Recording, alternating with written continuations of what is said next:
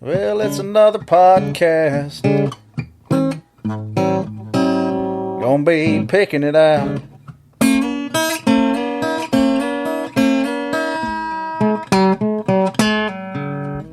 It's just another podcast. Gonna be picking it out.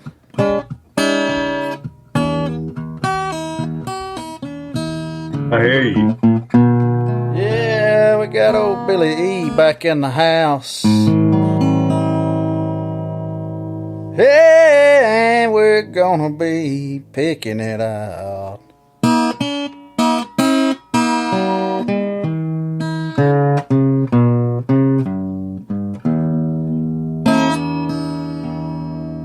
Hey! Well, hey, y'all. Hey. Thank y'all for tuning in once again.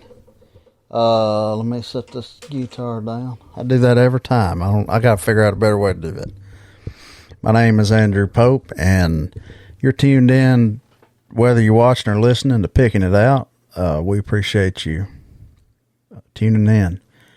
Well, we had Billy Earheart on here a few weeks ago, a couple of months ago, something like that, and we had such a response to this that I had to have him back because people wanted to hear more of the Hank Jr.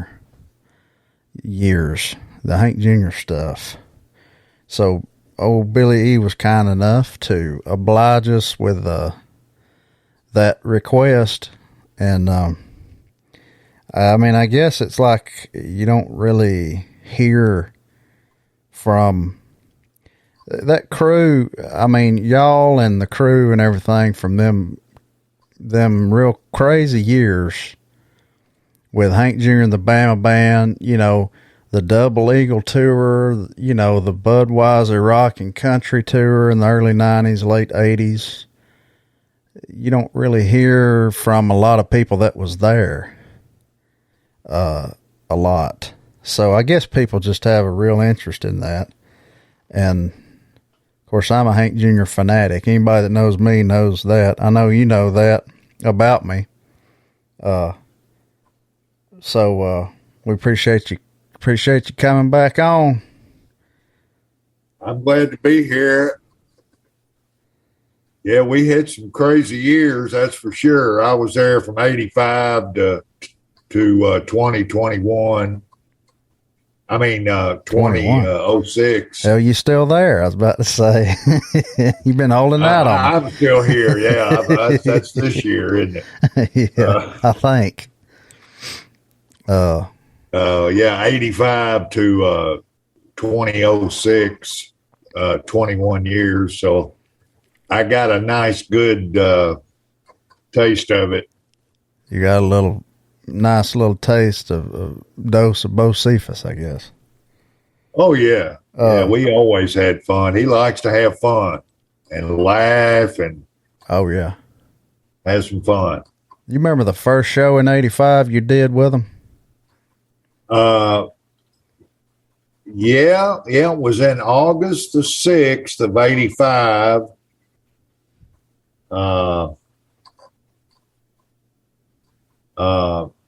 My friend Dixie Hatfield had been playing piano with Hank Jr. for a few years. And Hank had to let him go. He was getting a little bit too wild. I think he shot out a TV out of a motel room. Oh, is that all? Had a little bit too much of that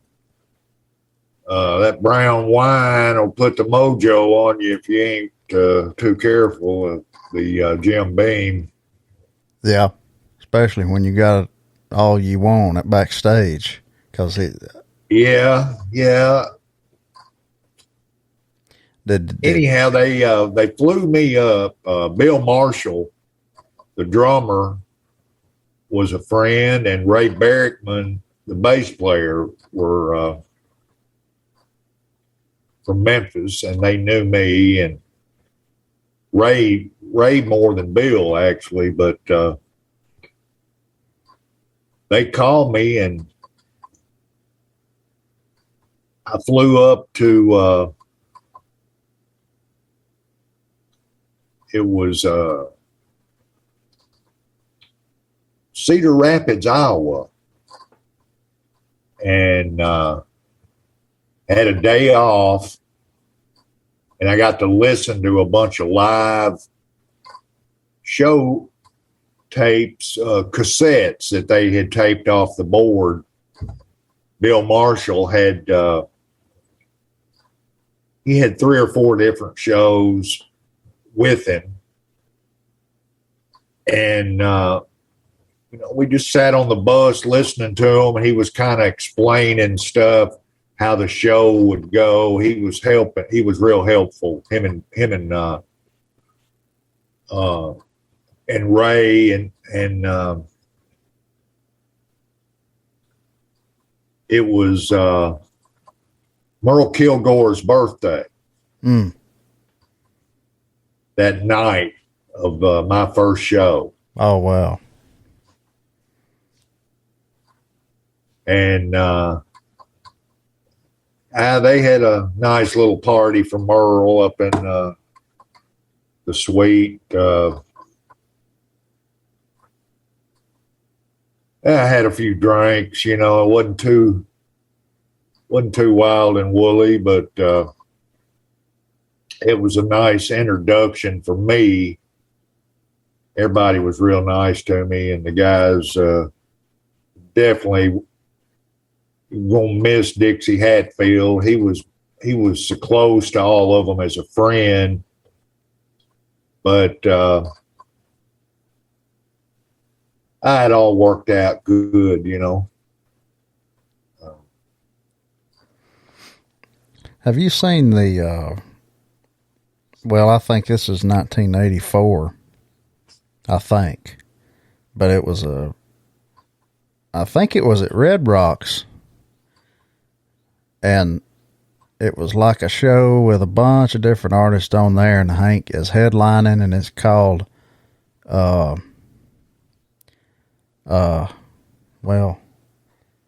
I done forgot now. Something Opry.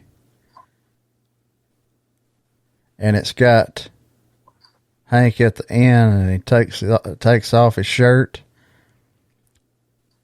and he's playing Kalijah, and he's got that big boom, boom, boom, boom, boom, boom, boom, boom, whatever that drum is, like a conga or something. He had like a conga or something he would play sometimes at the first of it.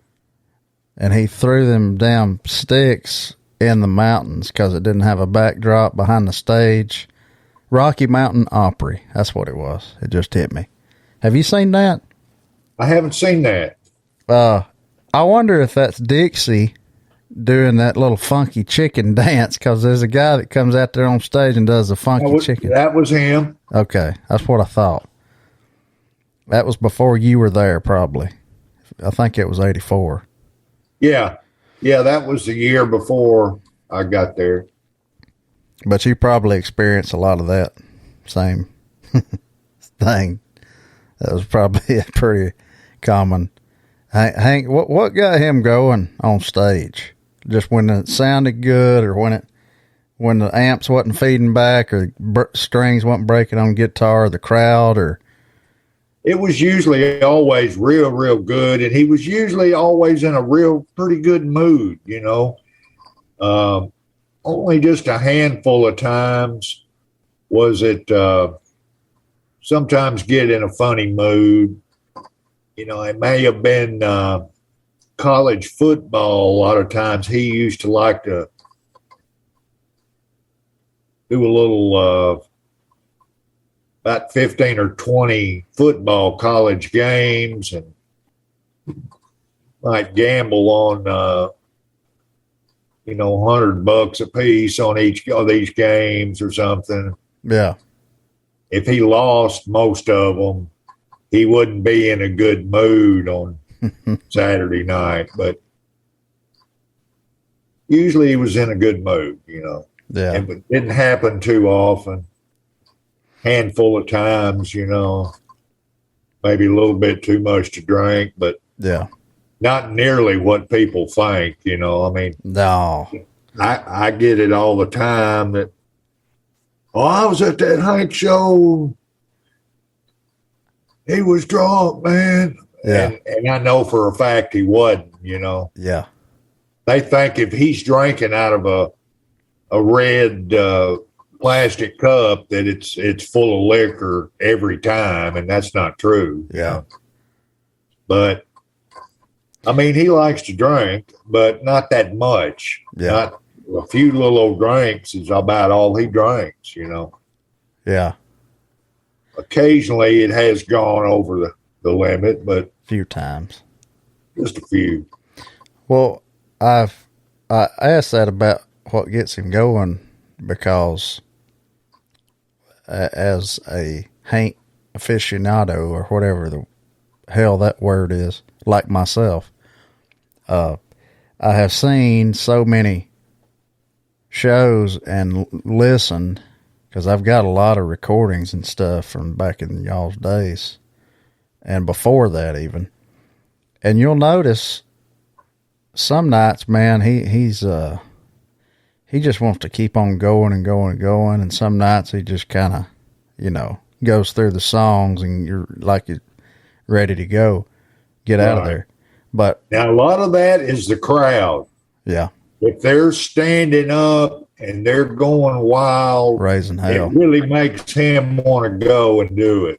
Yeah. It inspires him to want to play harder and show out more.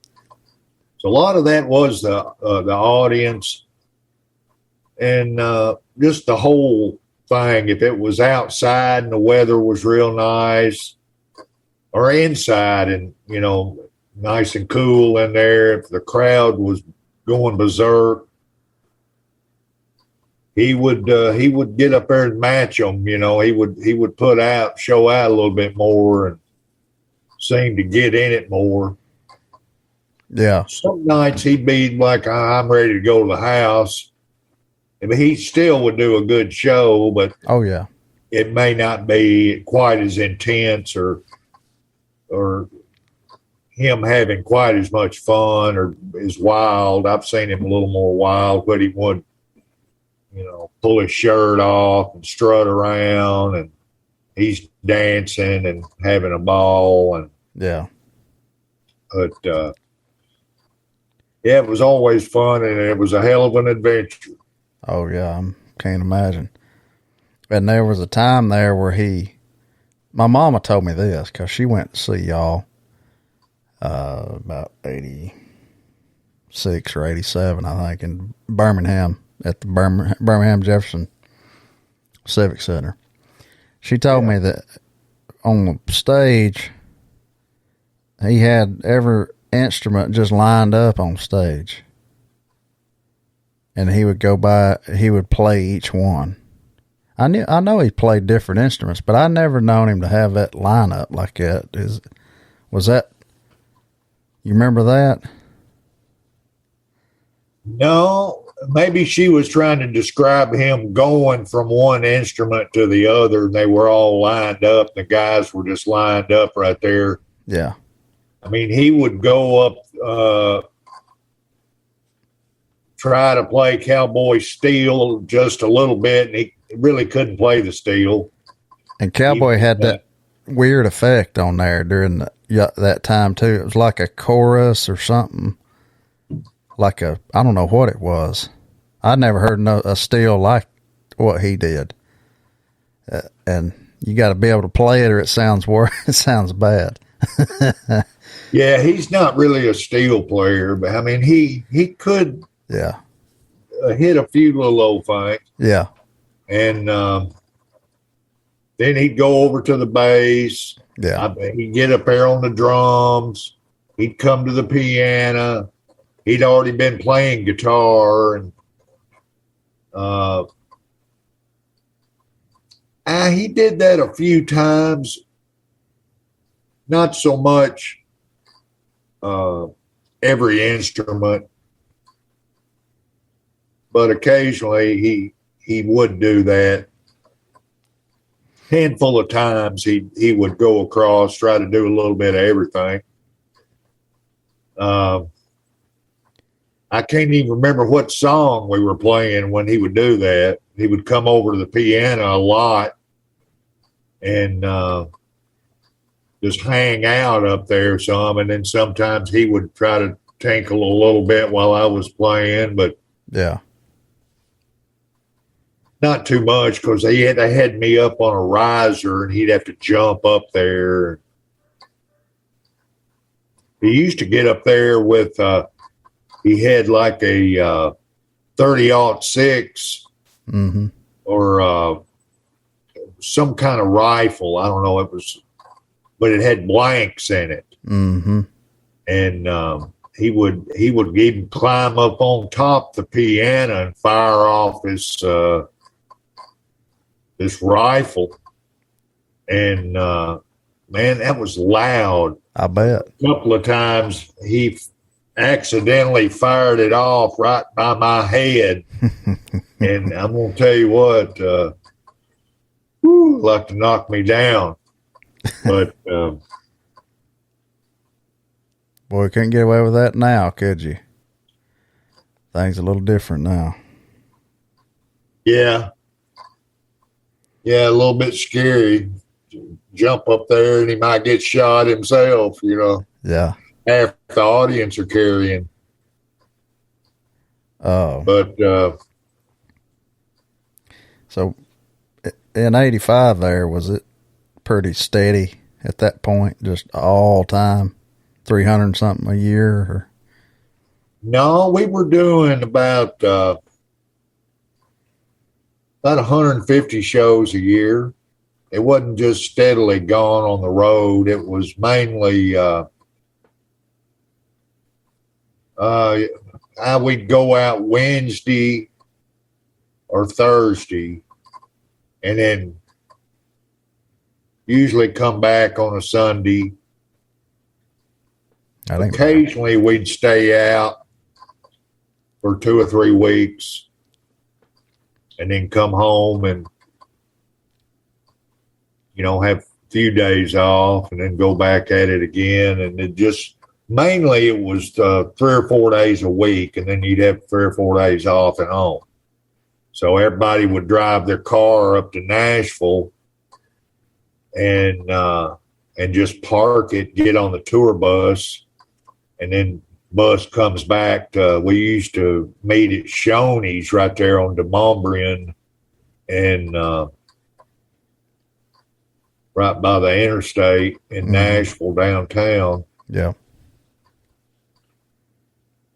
And we had several places. We made out in Franklin out there at a Kroger, and it was a place where about, we could leave about 8 or 10 cars because everybody was living different places. And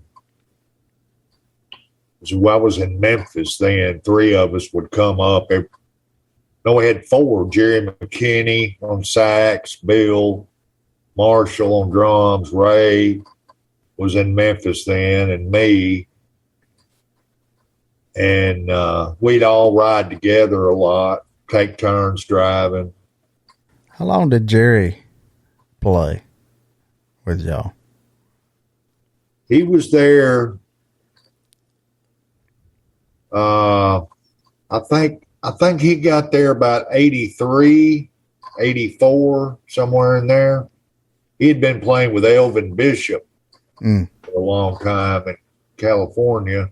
He's a Memphis guy and used to play with Larry Raspberry and the High Steppers. Before that, that's where Bill Marshall started, or he played with Larry too. Then Jerry left in 89. So I know he did about 5 or 6 years. Well, he left right at the peak of it. Yeah. Yeah, he had some issues too. He died about 10 years later. Great guy, hell of a sax player. Oh, yeah. I get that video that they did on Hank, and well, y'all were in it too, and at that show at the Omni, 80, I don't know, Born to Boogie had come out, because y'all did Buck Naked and Young Country, all that stuff that was on Born to Boogie on there. Full Access, I think is what it was called. You remember that? Yeah. Yeah, Jerry was all over that. And he was. Yeah, he did a great solo, and he also played the nice solo on Ain't Misbehaving on the record and when we did it live. Oh, yeah. Then he'd play, that was a alto sax. It looked like a clarinet, just a straight kind, you know. Mm-hmm. And then he'd play tenor sax on a bunch of stuff too, like King Curtis or some kind of real soulful R&B sax guy. He could just eat that up. Junior Walker. I mean, he could play all that stuff. And yeah, we missed Jerry. When he left, we got Dominic Conjardo had come right before Jerry left. Then Dominic stayed.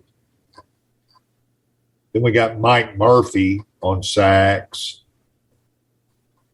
from Louisville, Kentucky.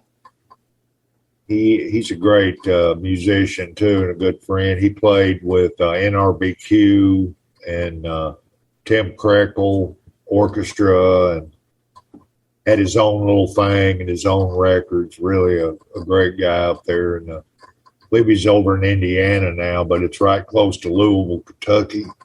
Mm-hmm. And then we got John Heinrich, who also played sax and steel, took Cowboy's place when he left to play with Kenny Chesney. Yeah. Then let's see, we got Mike Daly on steel. Yeah. And then we got Jimmy Hall on sax. Wet Willie. Jimmy been there since 1990, so he's kind of the band leader now, isn't he? Yeah, I think he's been there longer than anybody, and he also plays with Jeff Beck and his band and Jimmy's old band, Wet Willie. Yeah, he got me to do 2 or 3 Wet Willie shows. That was a lot of fun. I always loved their records. Keep on smiling. Yeah, keep on smiling. That's a bunch of and good. Jimmy, he sings the hell out of that too, don't he? He sings the hell out of everything he sings. Yes, sir. Yeah, his solo records are real good too. He's getting ready to do something over there at Wishbone. They're doing a Wilson Pickett tribute album, and he's going to be on it. That'll be good. Muleman Mark Massey's he's supposed to do one. They got several people's going to pick one. Travis Womack's on it. They're going to pick a Wilson Pickett song. It's a tribute to Wilson Pickett. They're cutting over there right now. Oh man, that'd be good. I didn't know nothing about that. I'd have jumped in. Yeah, I think Wilson's daughter Veda is going to sing one too. She's a singer, and Christine Holman from New York. She's down there right now, I think, doing something around the Handy Week over there, and they play every day for about 7 or 8 days. But my buddies at Decoys used to be with the Amazing Rhythm Aces with us, guitar player and the drummer. They doing a bunch of it. Well, now, I know that, everybody from the NFL world to rock and roll to, I mean, everybody you can think of, MLB, baseball, was buddies with Hank, or at least acquaintances or something along them lines somewhere. But what was the most, I guess, surprising person that kind of hung around, in your opinion, that you just wouldn't think would be, coming around wanting to hang out and stuff with y'all, out of all the people? Oh, we had a lot of sports guys. Back when Hank was real popular in mid 80s up through the mid 90s, right in there, he the Van Halen people was kind of surprising. They were real nice to us and had us come to a show in Vegas, and then they did the video, My Name is Bocephus, and then Michael Anthony and Alex, the drummer, came to a couple of other shows and came to a show in Vegas and hung out. They were there the night Hank, it was my 1 year anniversary. They gave me my Ruger Eagle. They were sitting right there in the room when he gave it to me, put it on me. But still got it? A friend of mine's got it now. But it was just surprising that they would be. They were really like Hank, they really liked something he did, and they liked to drink and party and stuff. I think they would get in Bocephus mode, Yeah. And but a lot of the sports guys were Derek Thomas, a football player, a bunch of the Kansas City Chief guys. Fun hanging with them. A lot of baseball players would come out too. Big Cecil Fielder came, big home run hitter back in those days, and I got to hang with Goose Gossage came, and we got hammered, man. He came, it was after he left New York and got traded to Chicago Cubs.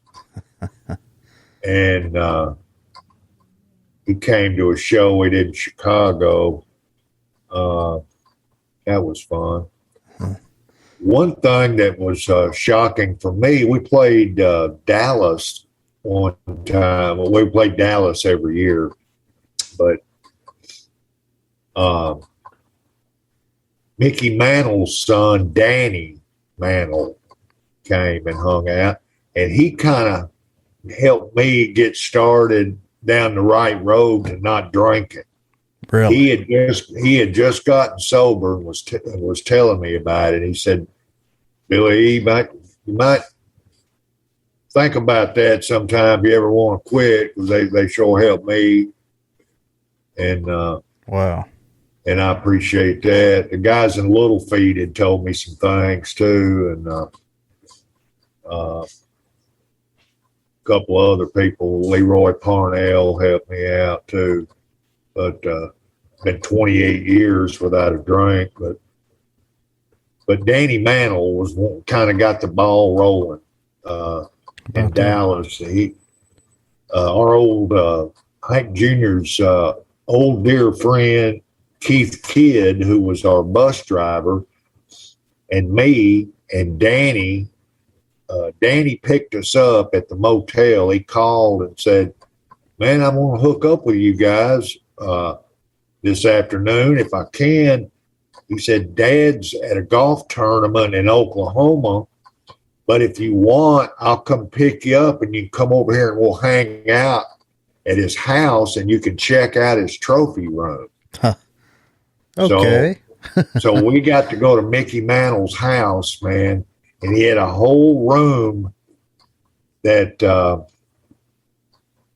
me and Keith went. And Keith videoed it. He's got a video recording of it. I wish I had a copy of it. It's cool. He actually bought from the company that makes the uniforms for the Yankees. He got them to give him Yankee pinstripe material to cover the walls of a room. Wow. Halfway, it was like half of it was like some kind of real nice paneling.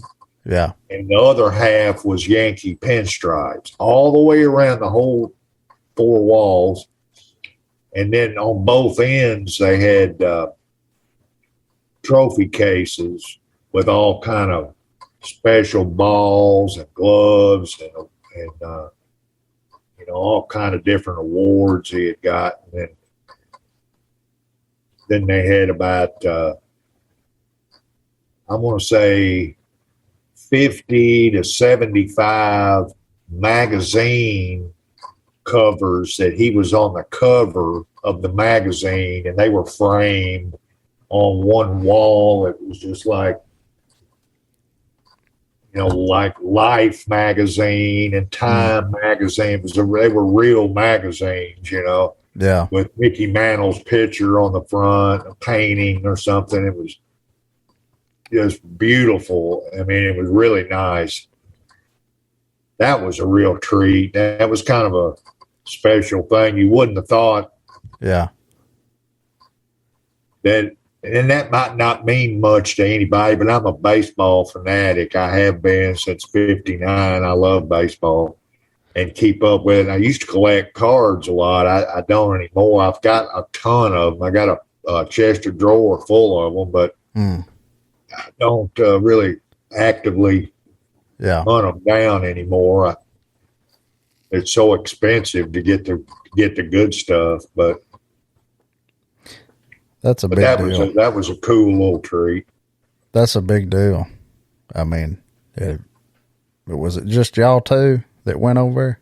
Yeah, just me and Keith went over there. Didn't nobody else really care about baseball. Me and Keith would go to some ball games every now and then. We went to one in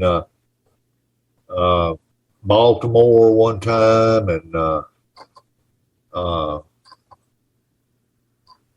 Oakland, maybe LA, or we went to several ball games at real major league stadiums, Yeah. But yeah, that was fun for me, besides getting to, on tour with Hank, and they're feeding you first class motels and nice tour buses and making good dough, and then you get this little extra side treat. It's like, can't get no better than this for me. Yeah. On them 2 and 3 in a row show runs, did Hank ever bus it with y'all, or did he fly in everywhere at that time in the mid '80s? Every now and then he would ride the bus, not too much, because he had his own jet.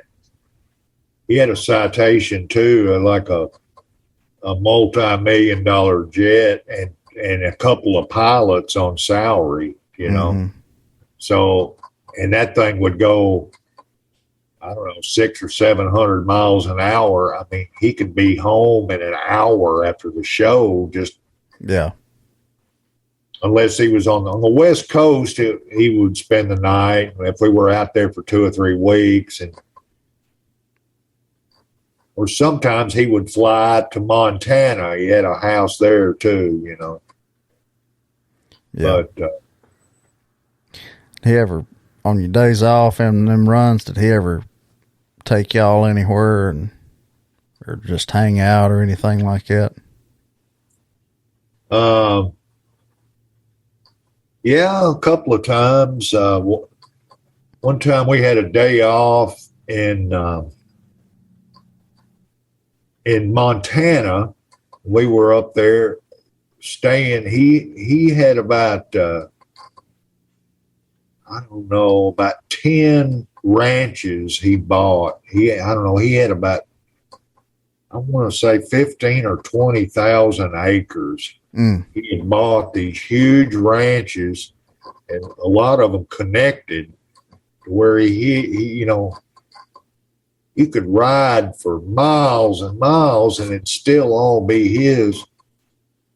We went up there and stayed, spent the night in one of his places, and then he took us riding around, just looking at. He had some cows up there that the guy was taking care of, and we were just looking at the landscape and at the cows and stuff. And I was sitting in the right behind him in the back seat, and I said, "Damn, what is that? A big ass beaver?" I was on the side of the road. And he looked over there and he said, "That ain't no beaver." He stopped and he had a gun in the car, and he got out and he shot it, and it looked like a beaver, but it was I mean, like a real long claws. My mind's going blank. It's he said, I've got to kill them because they dig holes and the cow's legs will fall down in those holes. My mind went blank. Mine is too. But it looked kind of like a groundhog, but they're vicious. Yeah, I get to the punchline and forgot the animal, but it was cool. And we do a few little old things here and there. He'd ride the bus and we'd play some tunes. And he ever just pick his guitar up and play on the bus, or he listening to music with y'all? I've seen him do that a few times at his house, you know. Yeah. But yeah, he usually flew in the jet. A few times he would ride the bus, but you remember Terry Bradshaw ever coming around? I don't remember Terry coming around. Now, he could have been at one of those Monday night football things. Yeah.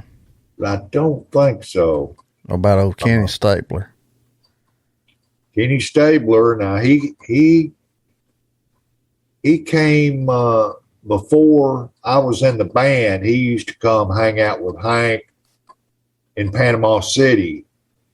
Hank had a place down there in Panama City that then they told me about this. Yeah. And I knew Kenny from back in the 70s with Amazing Rhythm Aces, and we were on tour with Jimmy Buffett, and he was friends with Buffett's harmonica player, and he was friends with Jimmy. Fingers Taylor and Kenny Stabler both came to my room about midnight. Ooh, it was daylight before they left, too. I'm going to tell you. It tore it up. The snake liked the drink. Oh, man.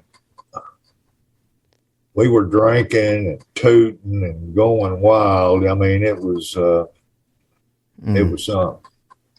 I always liked him. It hurt. It hurt bad. It hurt. Hell, when you're doing it that much, how can you tell? It was back in them days when there was just so much blow everywhere. It was just like, you know, Yeah. cocaine everywhere. Anyway, don't do that no more. Yeah. That's a good But thing. that night, woo! So Stabler was all in that night, huh? Yeah, he was all in a lot of times. I hear, Yeah. he liked to party and Oh yeah. What about Joe Namath? He ever come around? no, I never did see Joe Namath. Quite a few musicians would want to come hang out with Hank too, besides the sports guys. Sammy Hagar, he came and hung a couple of times. When he was in Van Halen by himself, and David Lee Roth came. Yeah. When he wasn't in Van Halen, he still, I guess he heard we were hanging with Sammy. He had to come too, but Dickie Betts. yeah, Dickie, we got to back up Dickie one time in Florida. He opened for Hank, and his band couldn't make it. He asked if the Bama band could back him up, and sure enough, we did.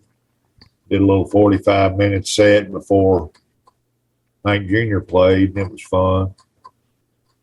We didn't rehearse or do anything. We just did it cold, and everybody kind of studied up on it a little bit. We kind of knew what he was going to do. Yeah. Kind of. We wasn't positive, but we knew he was going to do certain ones, his hits. A few Allman Brothers things that he wanted to play. Yeah. When he got the Monday Night Football thing, y'all were in the very first video for that, wasn't you? Yeah, we did the first two of them, actually. Yeah. Where were them filmed at? Remember? The first one was in Nashville. Second one was in Nashville, too, at the Coliseum.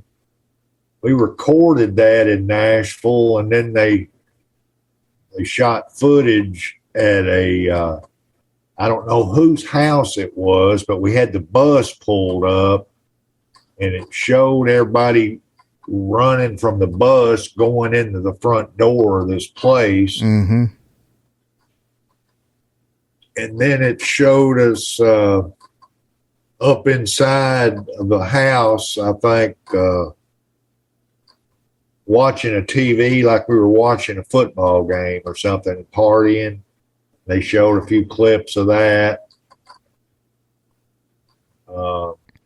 They shot footage on the bus. They shot my hands doing the intro. Mm-hmm. A few little old things on there.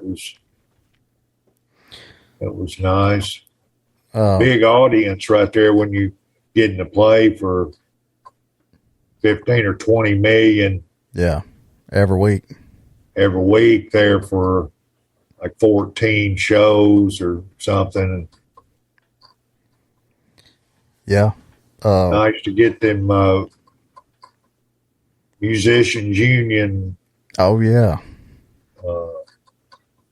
Thank you for the union for looking at. So, if they didn't have that, they wouldn't be paying you absolutely nothing. I bet that was nice back then with that. Oh yeah.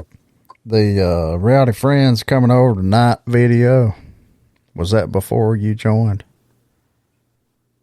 Yes, it was. That was 84, I think, 83, 84. Okay. I was going to ask you who come up with that piano riff, if you knew. Johnny Jarvis. Okay. He just come up Johnny with it? Jarvis. He played on the actual record, the original record. John Jarvis, great piano player. Nashville guy. Done a lot of sessions. Good songwriter too. He wrote some things with Vince Gill and Song of the Year one year, I think. Hell of a piano player. Yeah. He came down and did a session with the Bama band with Animal's ex-wife. We cut a little record on her, and she got him. I played organ. He played piano on a few things. Pretty nice. Great player. Then I got to do a show. It was a TV show Hank did at the Wild Horse, and I played organ, and Johnny played piano. The Young Country video. Where was that filmed? Inside that cabin part where everybody's in the cabin toward the end of it. And them two old guys are playing chess or checkers or something. Yeah, that's Booker No. He was Jim Beam's great grandson. I knew he had to be somebody. Yeah, the big guy, bald headed. That ain't country. Yeah. I love that video. He was the master distiller at Jim Beam. He was Jim Beam's grandson. Wouldn't have had no way of knowing that. Yeah. What about that other little guy? Little Don Knotts looking. He could do that backwards talking stuff. I'm not sure who. I can't remember his name. He says something and you can't understand what the hell he says. He's speaking in some kind of crazy, not pig Latin, but it's something kind of like that where you can't understand what the hell he's saying. But we did that. It was a simulated cabin at a studio, a TV studio over there. I believe it's the same place where we did Hee Haw, maybe Opryland TV studios they got back in there. Back behind the new Opry, somewhere up in there, they built this set that looked like a cabin, and they were sitting there. The TV, we went through that TV and came out. Yeah. Then they did some kind of trick photography where they were watching.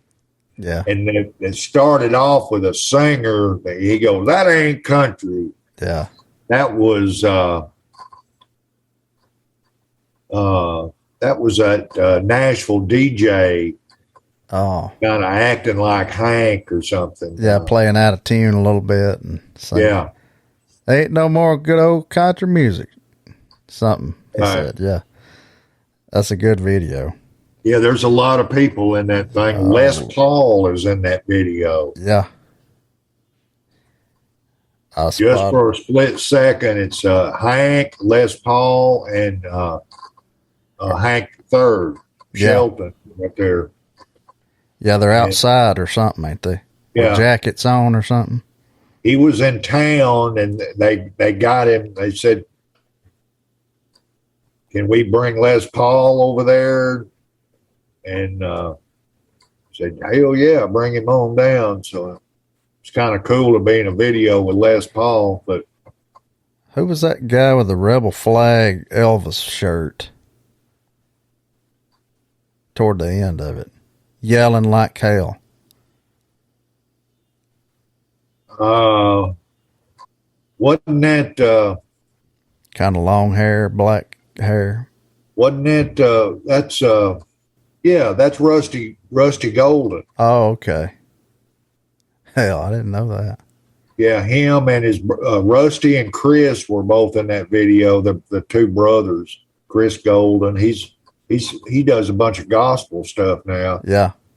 And Rusty does piano and sings. He's got a couple of solo things. That's a fun video. I still like going back and watching it.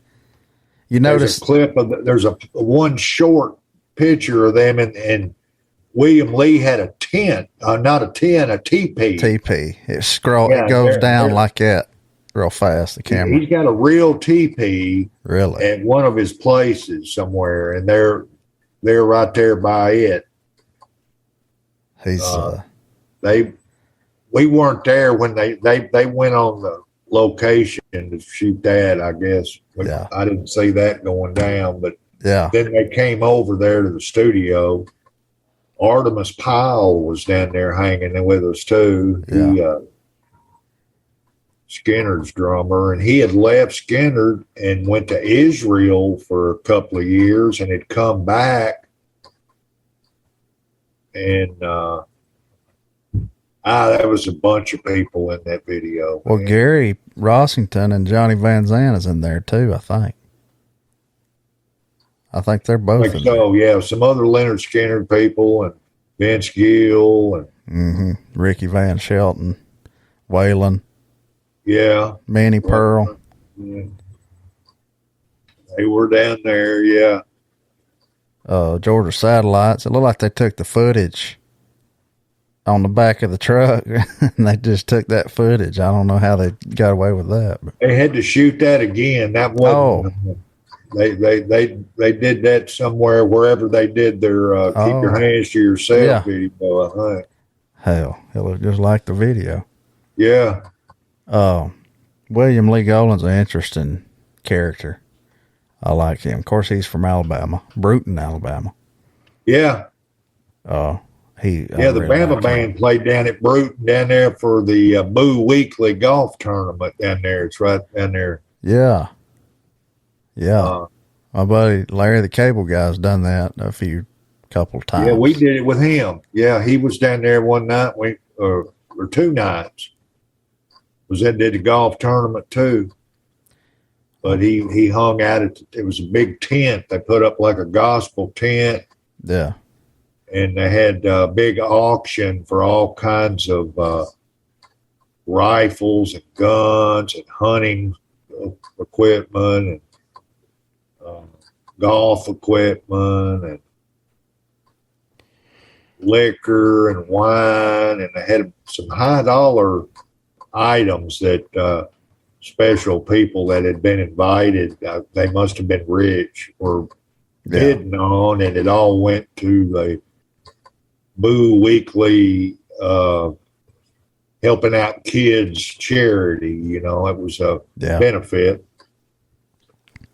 Fortunately, they paid us real good to do it. I wish we could do that again, but we did it 3 or 4 years.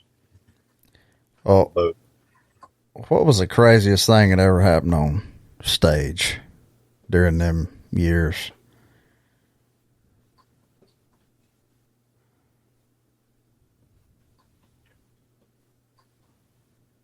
Hard question right there.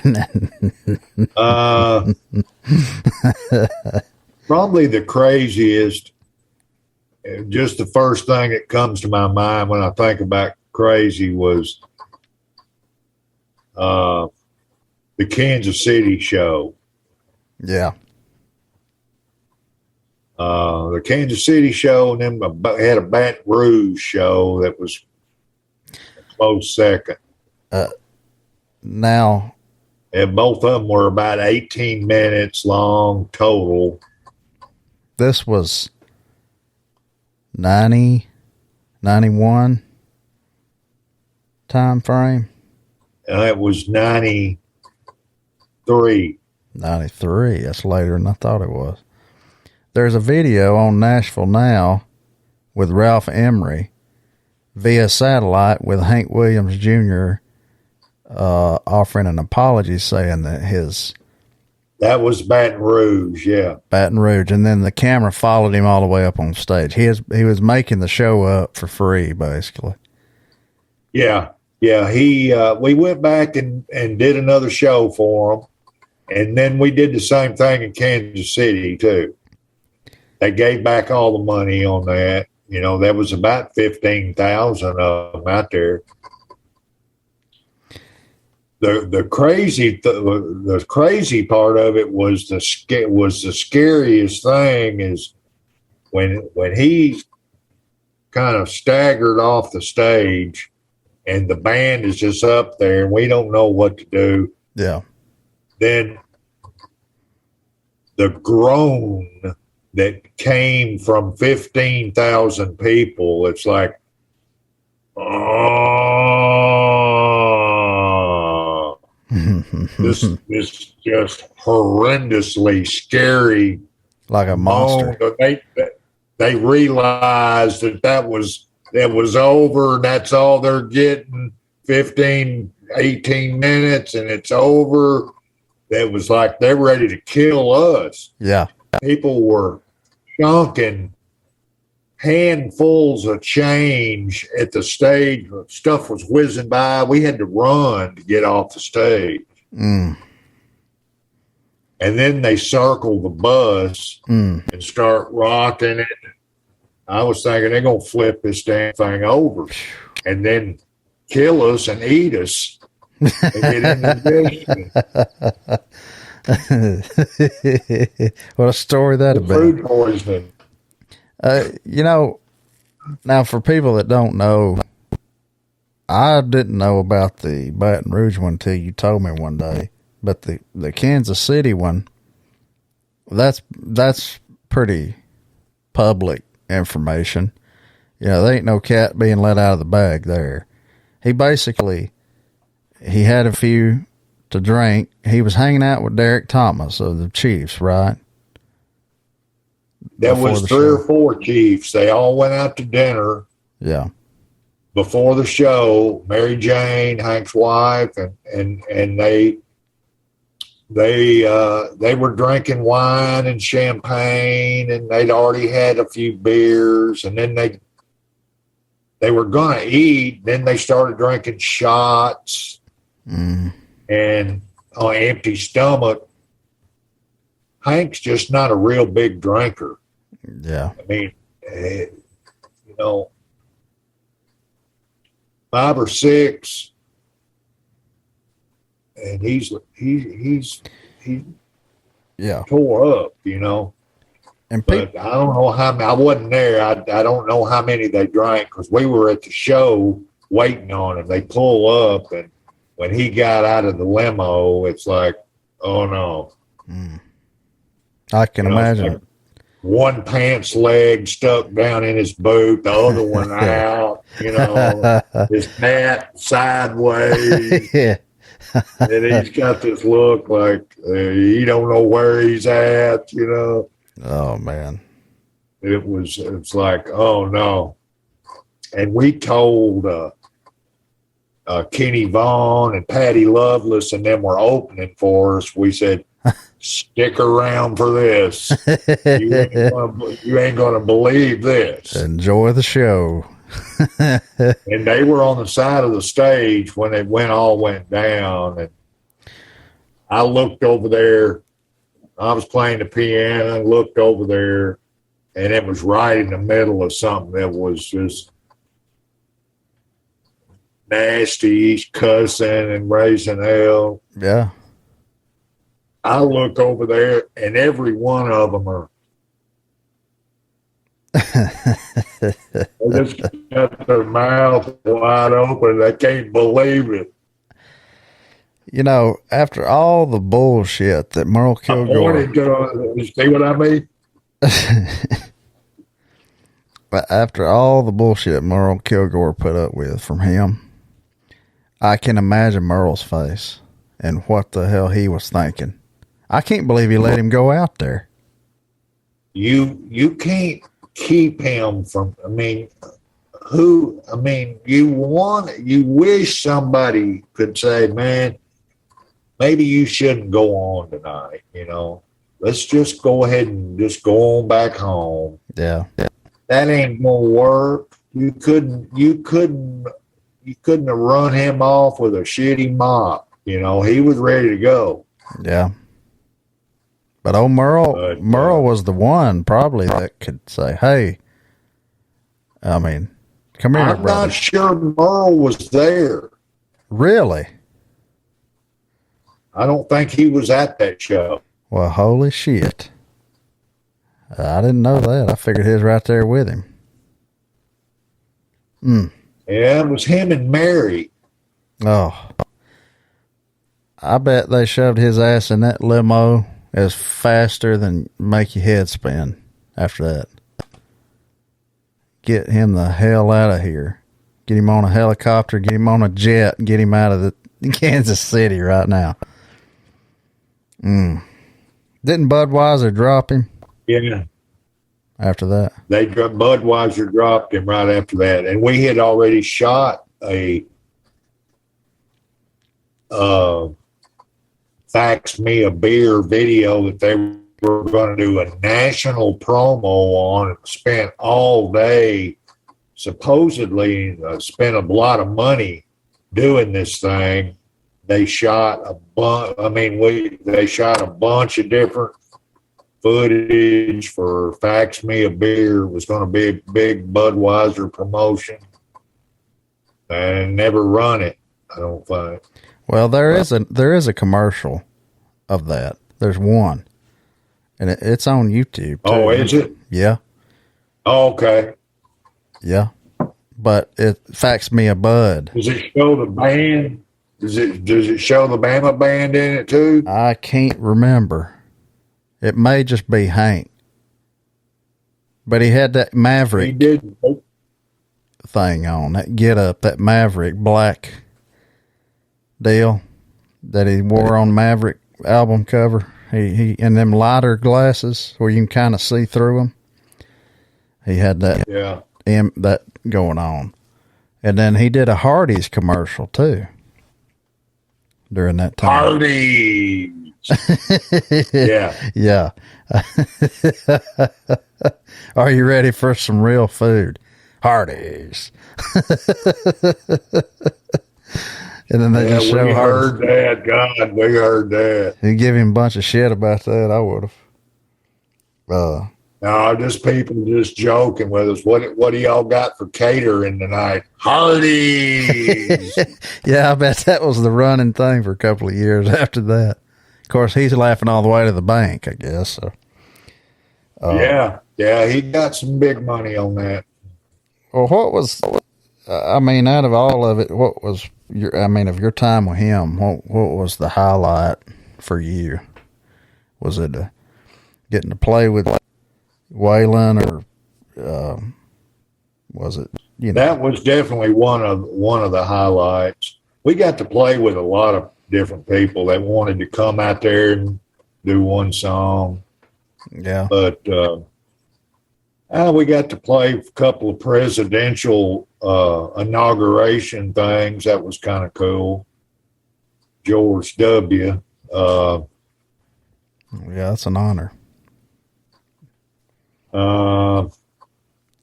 Going to Japan was a real treat. And Hank Umiyama that had us over there, they call him Hank. He loves Hank Williams, and he treated us really, really, really good. Great guy. I'm friends with him on Facebook still, but I just can't see a bunch of Japanese people out there singing. Why do you think? No. They were digging it, and a lot of Americans, like I guess Americans that were living in Japan, a lot of military guys were at the shows that were familiar with Bocephus, that were over in Japan. Yeah, that makes sense.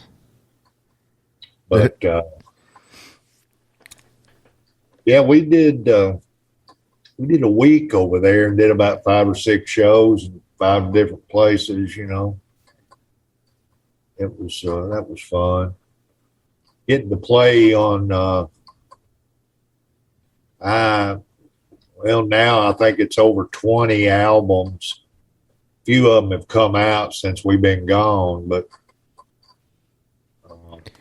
Yeah, now that's another thing. What's the first record you played on of his, and the last one? Let's see. 85, would it have been Man of Steel? No, that was before I got there. See, right when I came, he had the 5-0 album out. 5-0. That was, yeah. And Ain't Misbehaving was #1 record. Yeah. The night I came, I mean, my first show, it was Outlaw's Reward is a great song off that record too. I love that song. Yeah. That is a good one. He would throw them out there probably every once in a while, wouldn't he? Did Tony Stampley write that? Hank wrote it. He did? Mm-hmm. Tony Stampley wrote The Nashville Scene. Yeah. Which is a great song. He wrote several of them. Him and Bobby Keel wrote Whiskey on Ice. Yeah. Yeah. Me and Tony wrote Everything's Changing But Me on my last record. Cool. Tony's a character, boy. Give him my best if you see him. He came out and hung out a few times. Great guy. Last time I talked to him, he had been out in California at Steven Seagal's house. I don't know why the hell he was out there, and then he's cutting a gospel record or something. Hell of a songwriter. Hell of a singer, too. Yeah. Of course, his daddy's Joe Stampley. Right. Love Joe Stampley.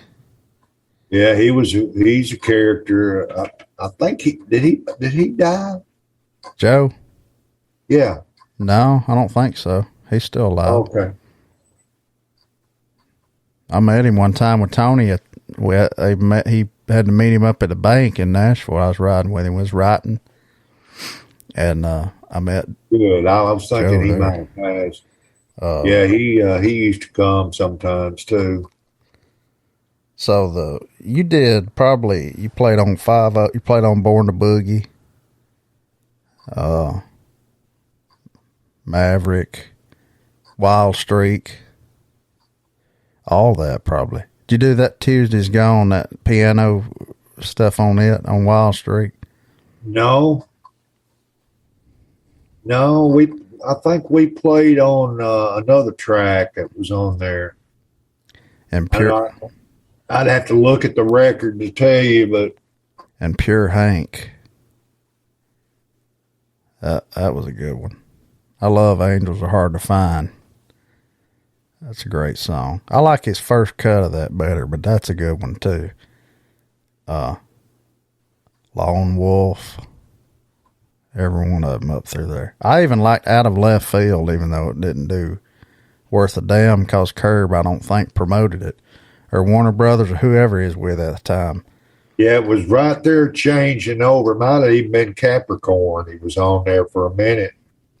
Well, that Percy Sledge cover on there, Out of Left Field, that he does, that's as good as you'll ever hear. If y'all ain't heard that, go look up Hank Jr. Out of Left Field. Yeah, that's Spooner Oldham. Dan Penn wrote that, and Barry Beckett produced it. Yeah. And the soulful side of Bocephus. He loved that R&B stuff, man. He really did. And oh yeah, loved blues stuff. Jimmy Reed, man, he loved Jimmy Reed. And John Lee Hooker, and he can do it too. He can flat do it. I'd love to hear him do just an acoustic blues record. Yeah, Lightning Hopkins. He loved all that old school stuff a lot. You know. Did y'all play on the Elmira Club? No, we didn't do a play on that one. I think he had, I want to say Rick Vito played on that. I believe Reese Winans played keys on that. We didn't play on that record. What about Hog Wild? We did. No, I ain't going peacefully. Some of the ones that have come out here, the last few were the box set. We did 2 or 3 box sets where they used tracks from the live album. Yeah. That was the first album I did, Hank Live. Oh, that was a platinum one, wasn't it? Yeah. That was a big seller. They had a bunch of, they recorded 3 or 4 shows, and they had enough to do another whole album. So they put on the first box set, I think it may have been a Capricorn. It was 3 CD box set. They had 9 of those tracks on there. Yeah. Is that the Bocephus box? There was 2 or 3 different ones. Now, one of them, I think the first one that came out, I believe it was the Bocephus box. It had 2 or 3 CDs in it. 3, yeah. It had 8 or 9 or maybe even 10 tracks up in there somewhere. Yeah. That were not used on the original live record. They own the rights to, or they acquired the rights. Yeah. There's some unreleased stuff, put together. Yeah, that one. They had a couple other ones, box sets that came out that were that Curb put out. Yeah. And then they had here recently, they had like a Cracker Barrel thing that came out that had a couple of tracks on it. We didn't play on the whole thing, but it was like 1 or 2 songs that we were on. They just several albums that just got us on 1 or 2 songs, Yeah. But I mean, if you're on it, you're on it. Yeah. 1 song or all of them. Yeah. They just keep on cashing in on old Hank, don't they? Yeah, I can't blame them. If I own the rights to a record and put it out, and it's going to make some money. He's got a lot of fans. Like he had the record at one time. He had, I want to say 9 or 11 albums on the charts at one time selling, and they were in the top 200. Yeah, that was pretty Nobody's ever done that. No, that's pretty amazing. Yeah, that means they're selling. If they're still up in the top 200 album on the Billboard album charts. Yeah, they're selling enough, and then all of a sudden, next thing you know, he's got 20-something gold records. Yeah. Just during the time we were there. Do you got a favorite record of his? I like my time so much and getting to play on them. It's hard to pick a favorite, but I guess that live album would have to be somewhere up at the top because we're on every track. Yeah. And it's a little bit come full circle. When we cut that record, Barry Beckett produced it, and they had live recording stuff set up on stage in Memphis, Tennessee at the Coliseum that they don't use anymore. They closed it down, I think. But my pal, Mark Muleman Massey, that I've been playing with last 15 years, he was out in the crowd that night. He was still in high school, I think, or just got out.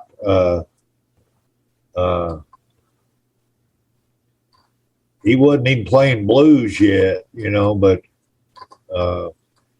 let's see, it was 85. He was about 17, 16. I think he was still in high school then.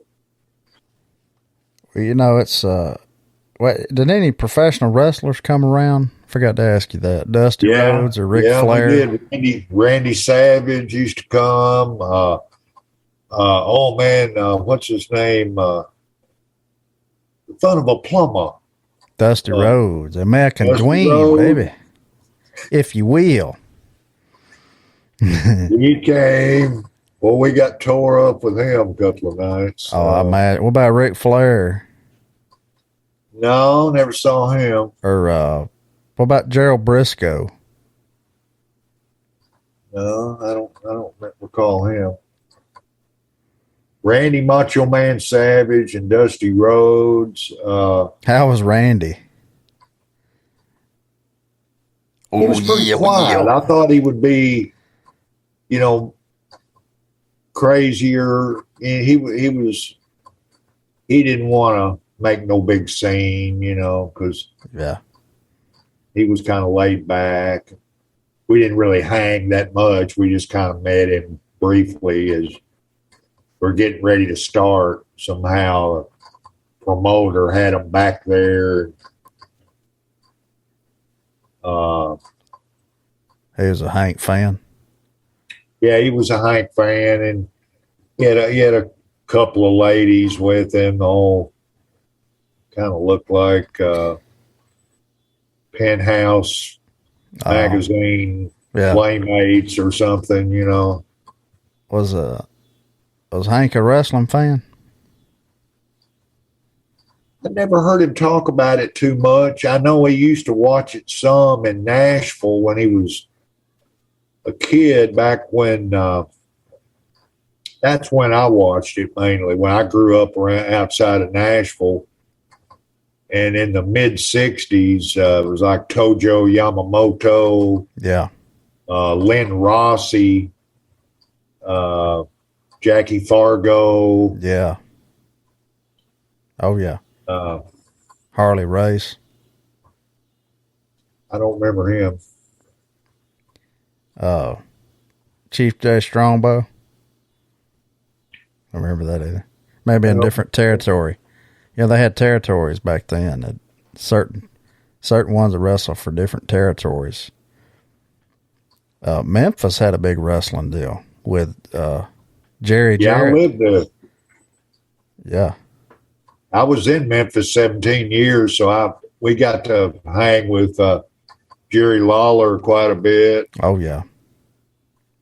The King. And some Jimmy Valiant. Yeah. Well, I didn't know Randy Savage was a Hank Jr. fan. That's news to a lot of people right there. I knew Dusty Rhodes was. Dusty Rhodes, he hung around Willie and everything. He'd get up and sing with him, show up at the picnic, stuff like that. It's ironic, like you said about how he don't really drink that much. Hank don't really drink that much, really. Because people think he just, like you said, I've heard that too. You bring up Hank Jr. to anybody my age or older. Oh, man. I seen him one night out in Nashville, and he was so drunk he couldn't even hardly. And I know that ain't right, because it only happened about not even a handful of times, didn't it? Yeah. Yeah, it was just a few times. Yeah. And I've heard people say it, since I moved to Mississippi in 98, I don't know how many people have told me, every time he played Tupelo, he was smashed out of his mind. No, I don't think he ever was. You was there. He's supposed to be playing again in Tupelo, maybe September coming up. I've already had people hit you trying to get me to get them passes and stuff and autographs. Well, hell, I mean, you don't even work. You ain't worked there in a long time. No, it's been 15 years.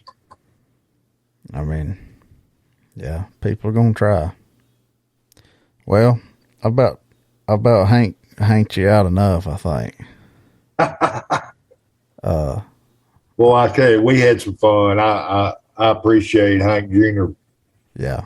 letting me stay there as long as he did. You know, I mean, we never had no problems ever. So I owe him a lot just for letting me raise my kids and getting on my daughter all the way through college before it kind of fizzled out. So it was a big help to me for raising a family, you know, to have some good dough coming in to make things work. And well, do you remember the last time you talked to Merle before he died, Kilgore?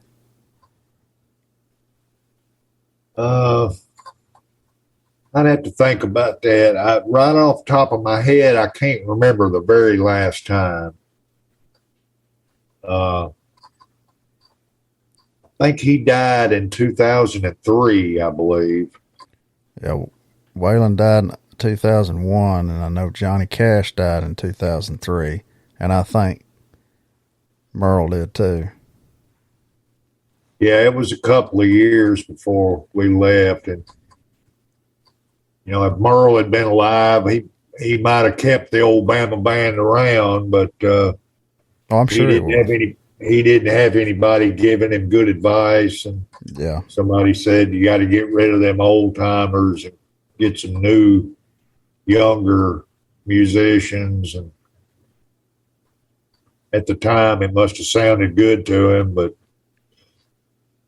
you know, there's a lot of material to know. Yeah. But he's got some good players up there now. In fact, I'm getting ready to do a session in Nashville with his steel player, Mike Daly. Yeah. He plays with Travis Tritt too, don't he? Yeah, he did for several years. I don't think he does anymore, but Mike Daly still plays with Hank. Yeah. And going to be doing a thing with Steve and Dylan Morgan up there in Nashville, and cutting a record on Dylan. He's a young, kind of got a Trace Atkins thing with a Bocephus attitude. He loves Hank too, so we're going. He got me helping him. I wrote charts on it, and I got a couple of guys from the Amazing Rhythm Aces, our drummer and guitar player, is going to come. That'd be fun for him. September 1st, we got that going. I'm glad you're still out there working and not only doing shows, doing studio stuff. I know you love doing studio work. Yeah, I sure had fun playing on your first record. Oh, that was a blast, man. 2 days. That studio. Yeah. Jeff Cook's place, fantastic, man. Sand in the walls. They poured sand in the walls. And it's got them big rocks in there. But when he built that place, I think it was early 80s or mid 80s. Yeah, a lot of studios do that to deaden it good. I mean, it's dead. It's dead. We recorded live. I mean, I was in a vocal booth back there with the door shut, but all y'all was just out in the room with the drums and the amps and everything, man. But it was fun. It was a lot of fun.